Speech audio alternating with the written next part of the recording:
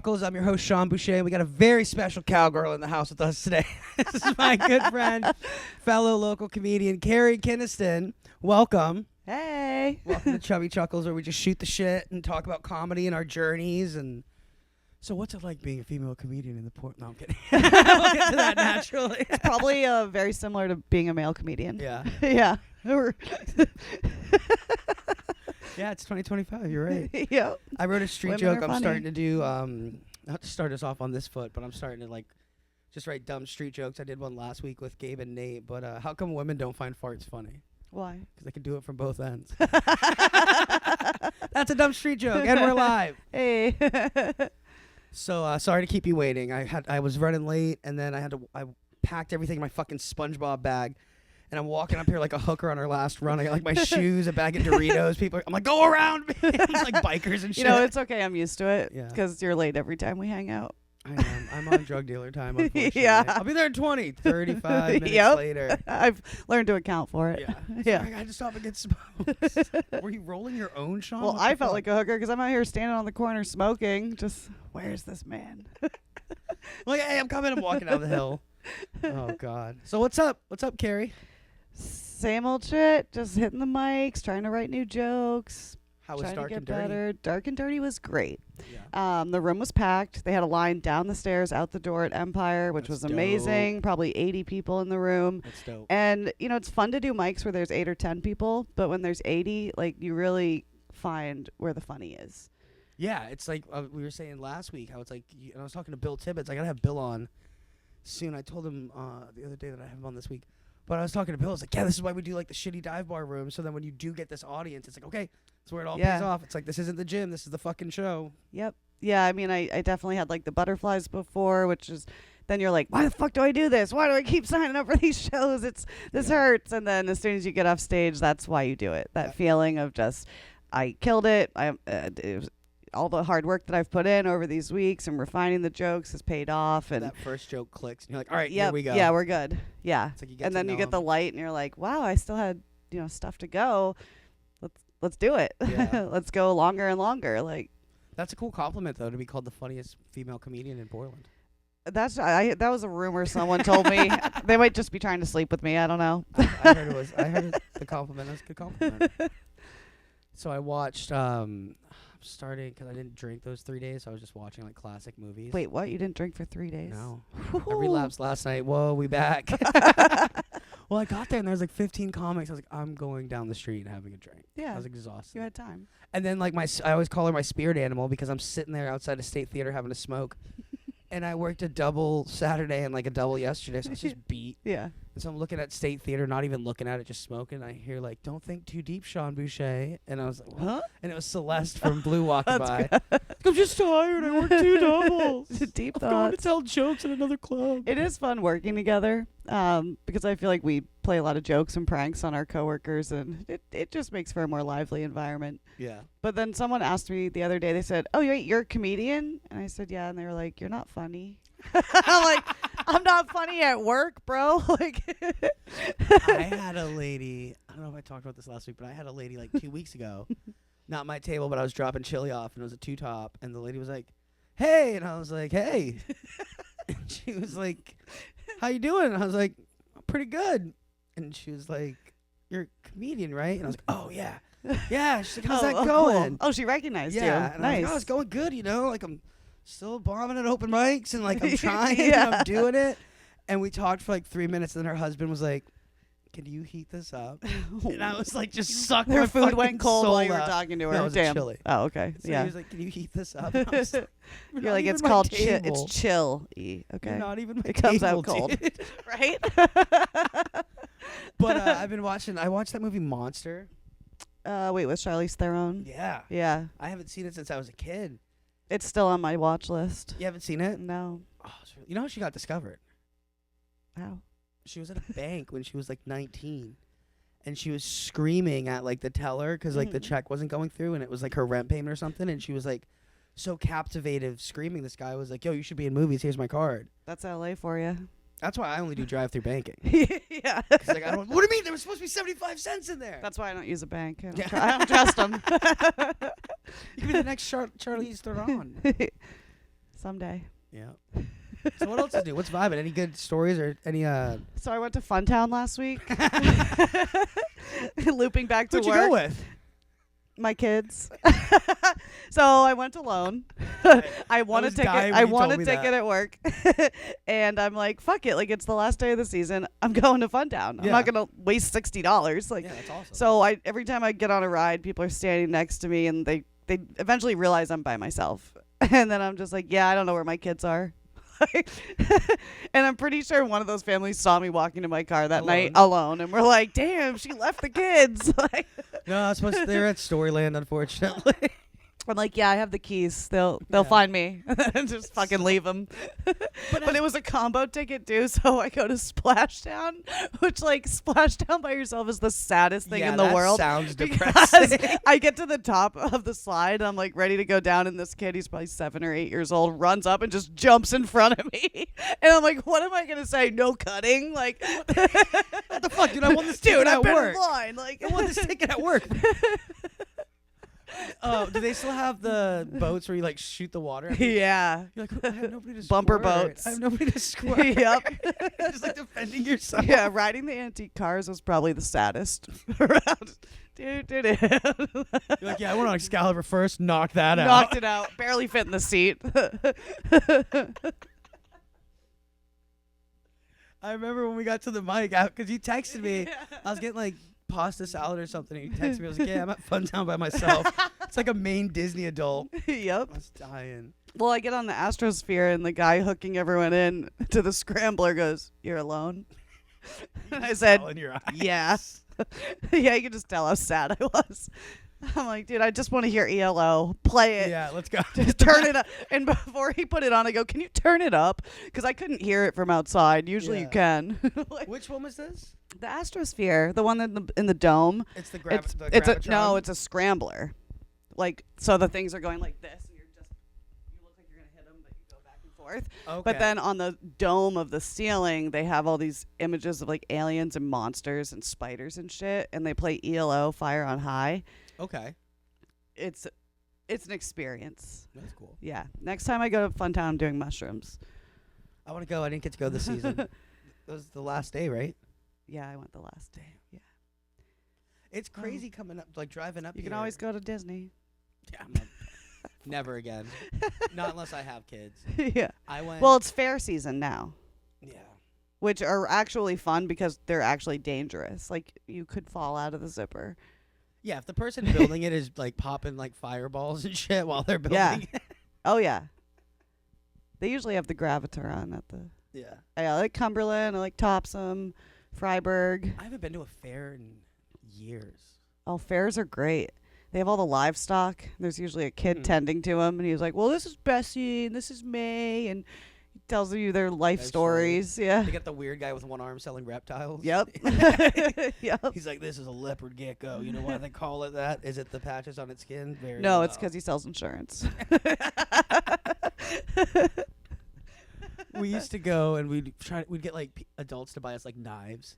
Of course, we'd 'cause- go to the fair and we'd be like, yeah. yo, like our Throwing stars. like, yeah, we'd walk up like, this is our uncle. And then we wanted to get another knife, so we went to the same thing with a different guy. And we're like, yeah, this is our other uncle. The guy was black. He married in. Yeah. Yeah. He's my He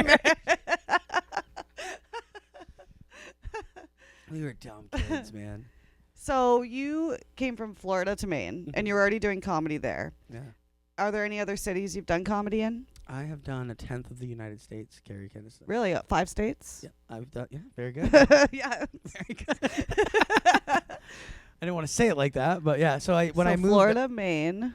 yeah, it was Florida. I started out Maine, Rhode Island, New York, and Massachusetts. New York City? Yeah. Whoa. So I did. So you're just repping the I-95 corridor. Mhm. Hell yeah. I'm just bombing in state after state. I only did one mic when I was in New York, and it was the Tiny Cupboard. Wait, didn't you go to Jersey? Oh yeah, Jersey. So I've done 6. Hey! I've done 6. Yeah, if you can call that. Keeping track. You can call that doing comedy there. We just got bumped. I got bumped and bumped. Gabe went up last, and then we ended up at a dive bar. And I Oh, how'd that happen, Sean? no. Well, we went to a bar Louie across the street from the mediocre Western we were staying at. And I was like, fuck this, let's go to this dive bar. So that's the difference between like Uber and Lyft. So we Ubered from the city. Yeah. And the guy picked us up in a fucking Audi. An Audi? Audi, yeah, whatever. I knew what you I don't know meant. cars. At first I thought you were like an Odyssey, like a Honda No, van. an Audi. And so we're like, oh, I was like, fuck, so this is nice. We're going in style. He has to Uber to pay the lease. Yeah, the police. So then we get another Uber back, and I was like, fuck it, I'm going to call a Lyft because Uber was like 25 minutes out. So I'm going to call a Lyft, and so I'm smoking a cigarette, and the guy pulls up, and I go to put it out. I was like, no, you can smoke in the car. That's the best thing about, yeah. Bro, he had so many stuffed animals in the back, his rear windshield. I'm like, I don't want to smoke in here. Yeah. And like the seatbelt didn't work. And he was like, you got another one of those? I was like, fuck yeah, dude. Like, this is going to be a great story. Remember when Uber and Lyft first started and they all had like a pantry in the back? We're like, oh, here's Tic Tacs and water and chips and water, shit. Like, here's the aux cord. Once in a while, you get like the disco one. Karaoke one? Yeah. And you're like, wait, is this cash cab? They're like, no. No, they want your money. Yeah. They're like, oh, yeah. Dude, one time in Orlando, my voice is cracked. One time in Orlando. One time. I got an Uber and I had like a 4-pack of Busch Tall Boys because I was so broke. And I bought a the bottle Natty of Daddy I of bought Florida. a bottle of wine because I thought this girl was coming over. I bought like Yellowtail. And at least it wasn't barefoot. no, it was like Yellowtail. You're up and she would be barefoot. This was a $10.99 bottle of wine. And my Busch Light. And I get home and it's like, cleaning fee. And I was like, what the fuck? And the guy had a picture of like water on his seat. And I was like, this is bullshit. Like, I didn't have any open liquids. It's the condensation from the beer. So I sent a picture of the beer. The 4-ringer beer unopened. And then I sent me holding the wine bottle like this. Upside down. Yeah. I was like, there's no way. So they canceled that. They used to be shiesty with that shit. Damn. I mean, I knew Airbnb had a cleaning fee, but Uber? I thought that was just if you puked in the car. It's like $250, dude. Hmm. And us comics, we ain't got it like that. I jumped out of an Uber right in time once before I puked. Nice. No cleaning fee for me. That's always like my biggest fear when I wake up after like a night of debauchery. You know when you're like you wake up like the dramatic chipmunk. Yes. Where's my phone? All right, phone's here. I didn't drive. Oh, I go to my Gmail real quick. Mohammed dropped me off at 2:45. Okay. Thanks, Em. Yeah. Good luck, dude. I was trying to work out the deaf Uber story. Mm.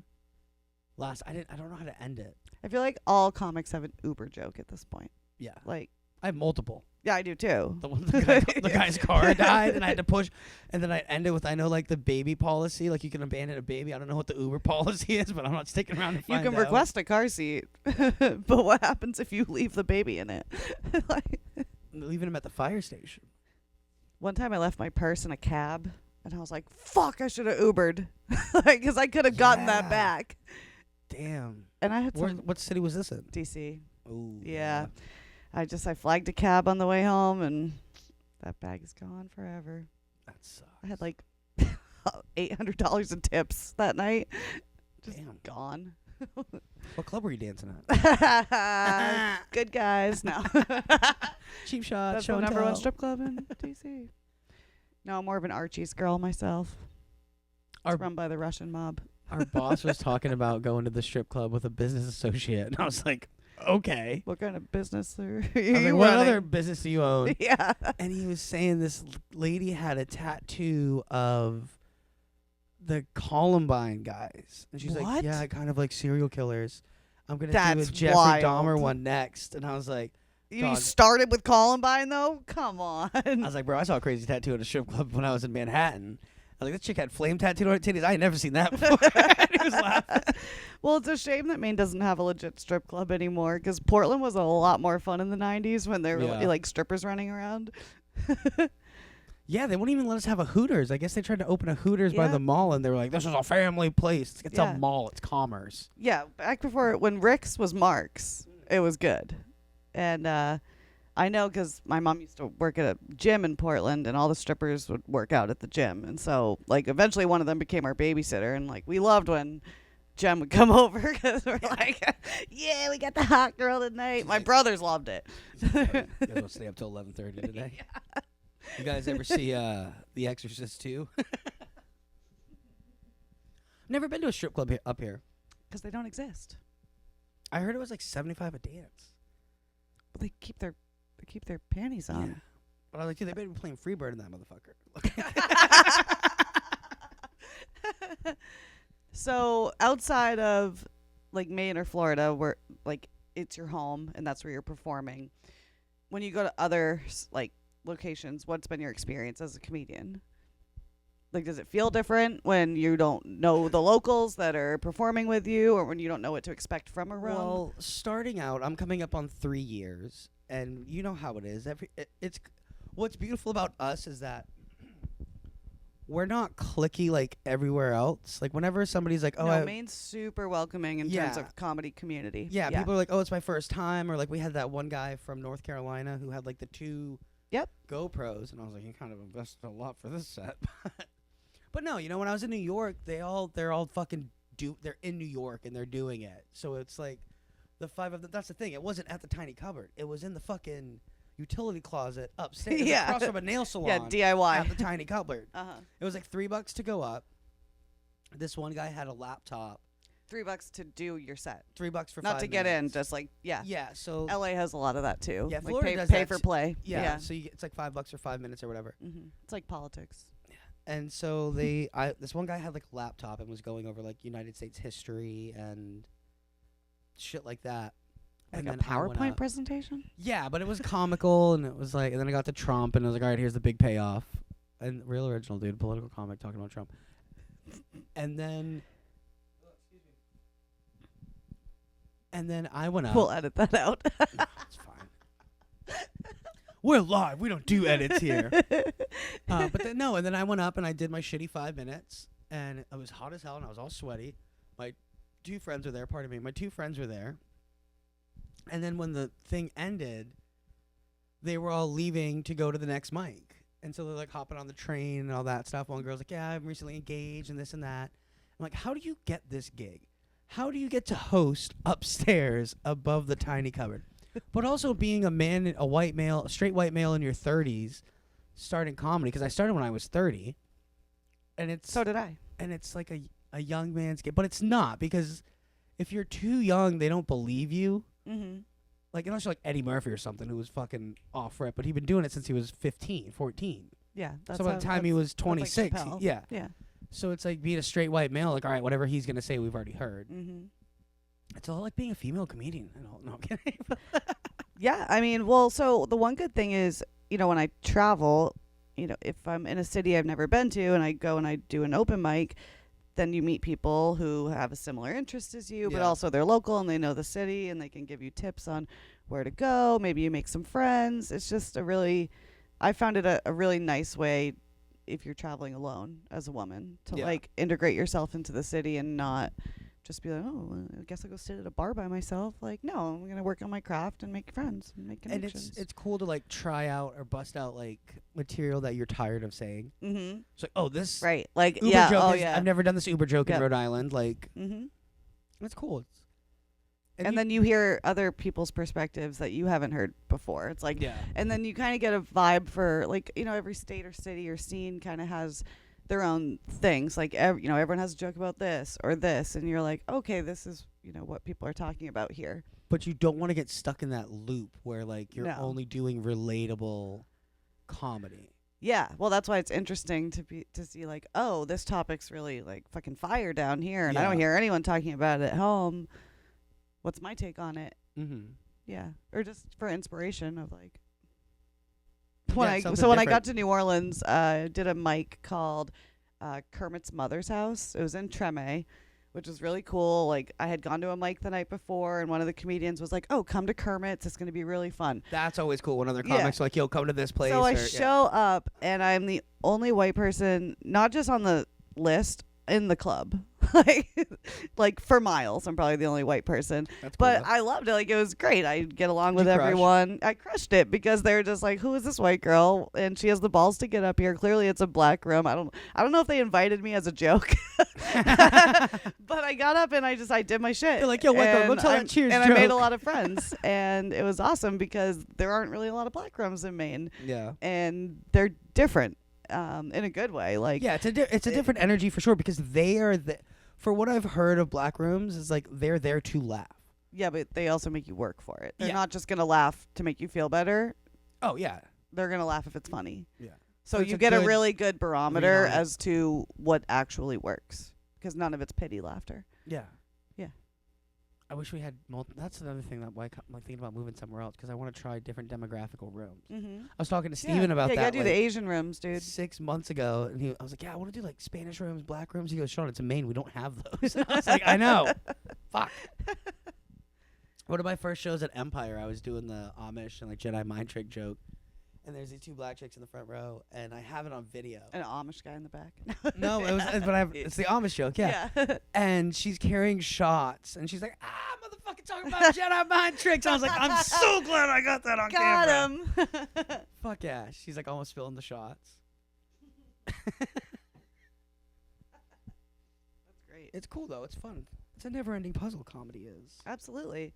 I did comedy in Memphis one year. I was driving from DC to LA to move out there. That's cool. And so I had planned to do mics in every city I was stopping in for a day. So I did like Knoxville, Memphis, Dallas, Albuquerque, Vegas, like all these different cities. And I spent actually a lot of time in Memphis when I was there.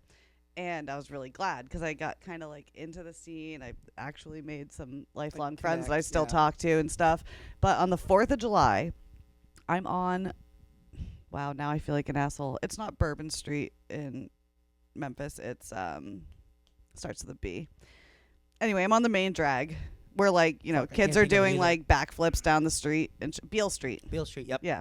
So I'm on Beale Street. Because Broadway's Nashville. Yep. Sorry. Yeah, and Memphis is a lot like New Orleans, where you can just open carry with your alcohol and walk down the street, and everyone's partying and shit.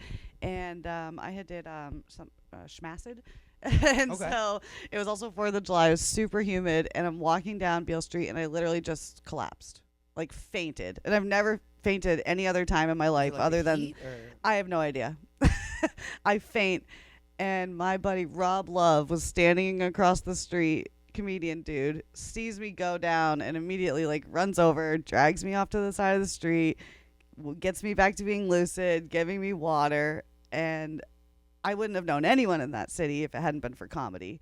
Yeah. And That this would've been dude really just happened to dangerous. be there, saw it happen, was like, "Oh, that's my girl from DC. Like, I'm gonna go help her." Like, comedy saved my life that night. Did you know that? Did you guys know you were in town? Yeah, I mean, I'd seen him at Mike's Oh, leading okay. up to it, Okay. and it was just, it was like, damn, like comedians helping comedians. Comic Yeah, relief. yeah, absolutely, yeah. No, that's awesome. Like I've made a lot of good friends doing it. Like last year at New England's Funniest. That's how I met Maz. Maz and the other fucking guy, I forget his name. He's really funny. But they're like, yeah, we're from Massachusetts, and I just moved up, and I was like, oh shit, I didn't realize people like traveled like that. To come Yeah, up here. we do. I knew he was gonna win this year too. It's when like I- 50 miles. Is yeah, I could do that. Yeah. When I was on the first round with him, Empire's comedy classic, I was like, Maz is gonna win this year. He's got it. He fucking won. And then Kevin Brady, I think, he's got the mustache. Sounds right. He's got a good joke about I don't want to give his joke away. He's got a good joke about birds. And I saw him at Great Falls a couple months ago, and I thought I was having like a panic attack. Mm. And I was talking to him, and like, have you ever had that where like Yeah, you can't look somebody in the eye when they're talking to you, and you're like looking away, like yeah. You get like autism. yeah, like, like disassociating. And I go, Kevin, it's great to see you, man. Like I know we're catching up, but like I need to go splash water on my face. Like I don't feel well. And he goes, well, is it gas? And I'm like, no, dude, I'm having a fucking heart attack. I think. And it was a bucket pull. I don't know. Oh, because like different experiences, like you passing out and then me having a panic attack. And then it was a bucket pull, and I'm about to go up to Nick, like, hey, put me on later. I'm having like a panic attack. Yeah. And Sawyer gets pulled first, and then I'm second. So I'm like, fuck. So I go up there. I'm like, I'm not animated. I'm just getting through the 5 minutes. Just like living with my grandparents. I bet you were funny though, and you didn't even realize it just because you were so in your head. That might have been one of your best sets. I Who didn't make knows? it to the second round, so I Oh, don't think well. I was funny. It was a contest. And I was like, of all the nights, why couldn't Right. this happen at the Whaler? Yeah. Yeah. I'm featured there November 1st, though. Hell yeah, November 1st, Auburn. I gotta Well, that is the structure it. other thing about Maine is we're willing to drive for shows. Yeah. I mean, I went to Bangor once for a show. Like, it's 3 hours away, but That's how Florida anything was. for time. But in DC, I wouldn't go 5 miles. Yeah. I mean, I wouldn't go 5 blocks some nights.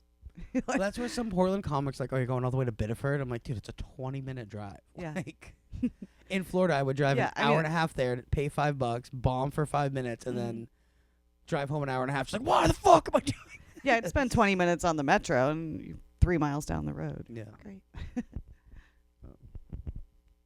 It's fun. We love it.